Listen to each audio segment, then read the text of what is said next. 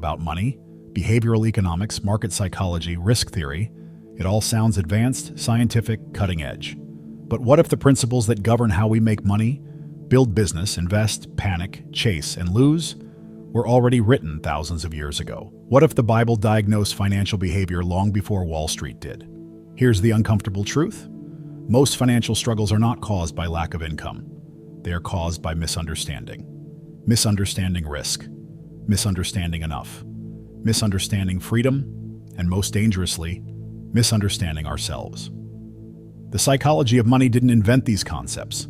It simply rediscovered patterns Scripture has warned about for centuries. Because here's what no one tells you. You can increase your income and still sabotage your wealth. You can scale a business and still destroy your peace. You can make money and still lose freedom. The problem isn't numbers, it's narrative. And the Bible speaks directly to narrative.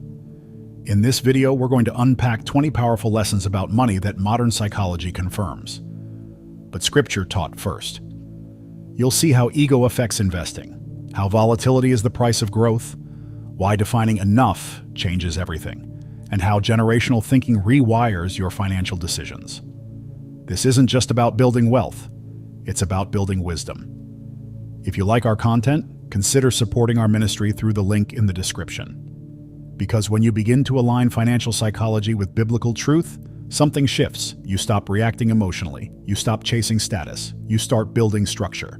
And that shift can change not just your bank account, but your entire relationship with money, the illusion of control, why we think we understand money. Most people believe they understand money because they've lived through a few experiences. They saw a market crash, started a business, or lost money on a bad investment, and now they think they get it. But what we experience is only a tiny fraction of what's actually happening in the world. Scripture reminds us in Proverbs 14:12, "There is a way that seems right to a man, but its end is the way to death."